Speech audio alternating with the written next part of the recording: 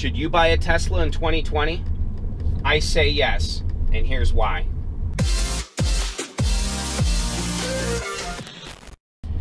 Hey guys, good morning. Welcome back to the channel. Welcome back to a wonderful, gloomy, gray day in Northern Illinois.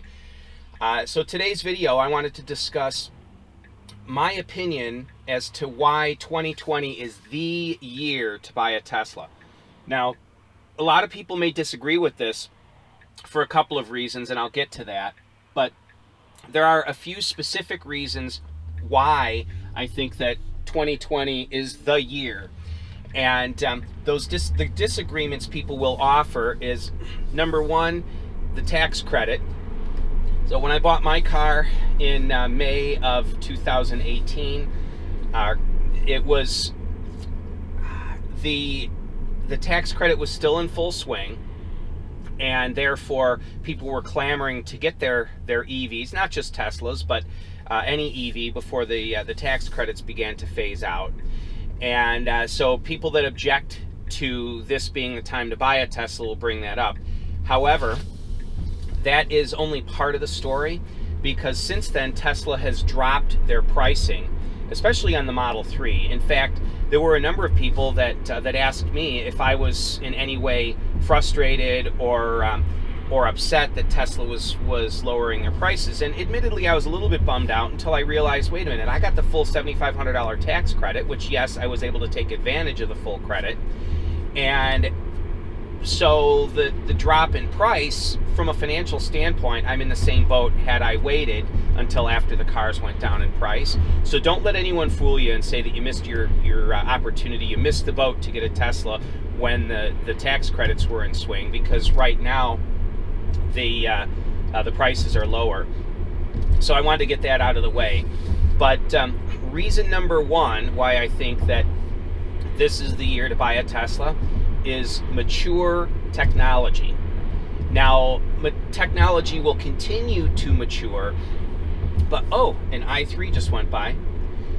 But the maturity of Tesla's technology has hit a point, I believe, has actually gone way past the tipping point of reliability versus, hey, this is just the new thing and I'm willing to take a risk.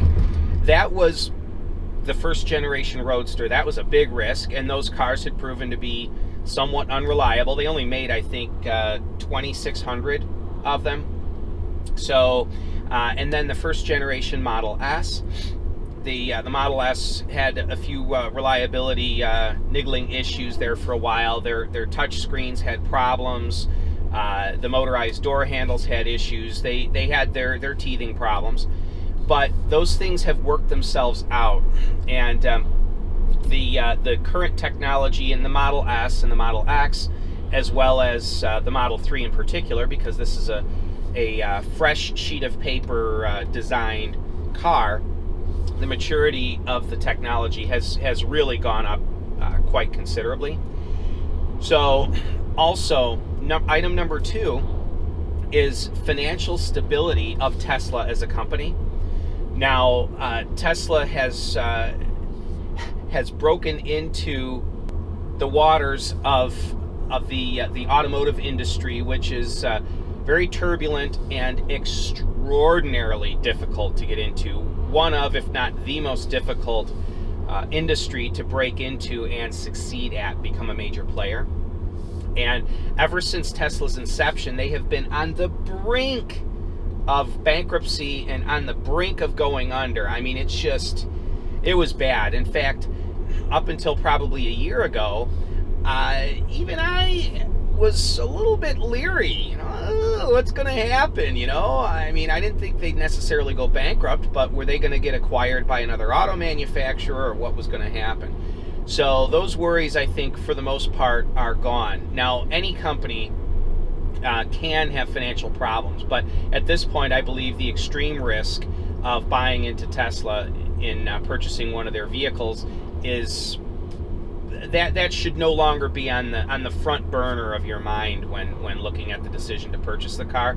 I believe that their financial stability is good enough that we can sort of forego that as a concern, at least for now.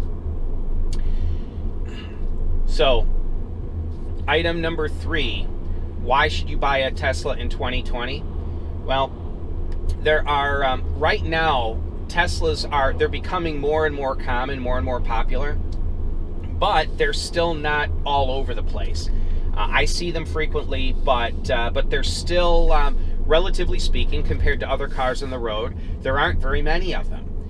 And so that leads me to item number 4, and the two are related. And so item 3 is basically, it's still considered a semi-exclusive car, and I know some people in California especially will disagree. It's become like a Honda Accord or a Toyota Camry in California, but most of the world, Teslas are still considered a somewhat exclusive car, and it's a consideration. And that leads me to item number 4, which is resale value. Historically speaking, EVs absolutely plummet in value, but Teslas aren't that way. Teslas really do hold their value, in fact, almost ridiculously so. I see Model 3s in particular for sale for just about what you could buy a brand new one for, which just seems insane to me. Why would anybody even consider a used one when they could get a brand new one? But they do, they hold their value. And for those of us that have bought the cars new, that's a good thing. It's a very, very good thing. So item number 5, and I will end the video on this, and that is serviceability and overall accumulated knowledge about the cars. So up until probably a year or so ago, it was becoming harder and harder to justify purchasing a Tesla based on one particular item, and that was the fact that it seemed like you couldn't do anything to the cars yourself, or so it seemed. But Tesla would lead you to believe, and I think the market would sort of bear this out, the overall mindset that in order to get anything accomplished on a Tesla, you have to bring it to Tesla and pay Mercedes or BMW service prices to get the darn car fixed.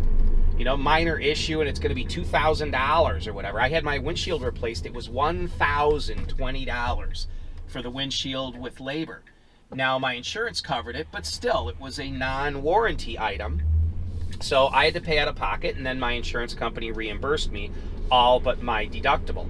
So Teslas have historically been expensive to service. Now, that being said, in general, they are very reliable cars, but they're expensive to service out of warranty. Well, there is now an accumulated body of knowledge on how to service your Tesla on your own outside of warranty. So, and I think, I would say Rich Rebuilds is probably the one that really started this craze. He had proven that even a car as complex as the Model S, and he's also even gone through this with a Model X, can be serviced by somebody with just modest technical ability and basic hand tools. And he has flooded the internet. He and Jack Rickard, also from EVTV, he's another good one for this. Engineerix, he's another YouTube channel that has disassembled his Model 3 completely to show you the inner workings. These people have paved the way for those of us that would like to do some work on Teslas on our own. I can speak from personal experience, they're not hard to work on. The labor aspect is very, very easy. I mean, pathetically easy. This is probably this is for sure the easiest car to work on that I've ever owned, at least modern car. I had a Chevy Chevette way back when. That was probably easier to work on, but that was like working on a Briggs & Stratton lawnmower. But for the modern era, this is by far the easiest car to work on. I changed my own upper control arm with basic hand tools and a floor jack. Did a video on that. That was very easy. I've had the car serviced a couple of times, and the mechanics that have worked on it, the non-Tesla mechanics, have been thoroughly impressed at how easy the car is to work on and how well put together it is. Yes, well put together. Don't let any of the internet trolls fool you and say that Teslas are built like crap. They are not. When you get under the skin of them, wow, are they designed phenomenally well and put together very well. Yes, there have been people that have complained about paint issues or trim not lining up or something, but to be perfectly honest with you, that happens with any and all manufacturers. My recent Honda Civic Si that I had issues like that. I know it was a less expensive car, but it had issues like that. And I mean, any car that you buy can have issues, but overall, when you get under the skin of a Tesla, they are built. They're designed phenomenally well and built very, very well. The build quality of my car has been stellar, and I know some people are going to chime in and say, that's not the case with my car. Well, you can always find a few people that are naysayers and have had issues with any product. Volvos forever were known for their extreme reliability, but you know what? I know people that have gone through engines in Volvos. I mean, pretty major problems: engines, transmissions, wiring problems. You know, one guy chimed in on my one video that his screen name is Impreza something or other, and he's like, yeah, you know, Tesla build quality sucks. Really? What about Subaru head gaskets? I know a couple people with later model Subarus that blow head gaskets. Head gasket problems will never occur on a Tesla. Just throwing that out there. So, yes, the build quality is good. And that would actually, I would say, be a sixth item. I said I know I said I would cut this video off at 5, but item number 6 would be build quality. The build quality on Teslas is very, very good. And I can attest to that. I currently have just shy of 72,000 miles on my Model 3, and it's been wonderful. I did a video on you know, what are the niggling things that I've had with the car. It has never left me stranded. I've had a couple of minor warranty and software issues. The upper control arm wasn't even worn out or anything. It was making a little bit of sound. The ball joint in the upper control arm would creak, and it wasn't because it had worn out. It had gotten tight just over time, and it was an inexpensive part that was easy to change. But overall build quality and reliability is very high. So these are all, oh, and I have an early car. The later Model 3s have only improved. So in closing, I'm going to throw this out there at you, that 2020 will be a phenomenal year. We're supposed to see the Roadster start production, which probably won't happen till the very end of the year, but we're supposed to see the Roadster start production. The Model S with the higher end drivetrain, I believe we will potentially see in 2020. We're supposed to be seeing the semi-truck. I mean, there's a lot going on this year. The stock has gone crazy, and I really think this is the time to buy a Tesla. If you've been on the fence, it's the time to buy. If you can't afford one, or it doesn't, the pluses of a Tesla don't fit your needs, well then by all means buy something else. But if you've been on the fence, if you can afford a Tesla, it's going to fit within your life, you're looking to buy a car, now is the time to buy. So anyway, thanks for tuning in, guys. Go ahead and give me a thumbs up. Subscribe if you haven't done so already. Hit the notification bell. Hit the notification bell. I put out a video. I probably put out 2 videos for every 3 days. They're not specific days of the week. It's just whenever I have an opportunity, I film a video, and then when I have an opportunity at home to edit and upload it, I do so. So I've got a couple of videos right now that I'm in the process of editing to upload, more technical content on the Scan My Tesla app. And for those that are watching the video that are new and are wondering about how I changed my screen, that's an adjustable screen mount that I manufacture. Every video I put out, I get a half a dozen questions about it.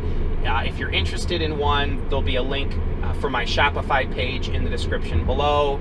I'm running a sale on them, so that's that. Yeah, back to a round steering wheel. There's a bunch of reasons for that, and so you guys will see more on that in upcoming videos. So anyway, thanks for tuning in, guys. You have yourselves a wonderful day, and as always, stay charged. Bye-bye now.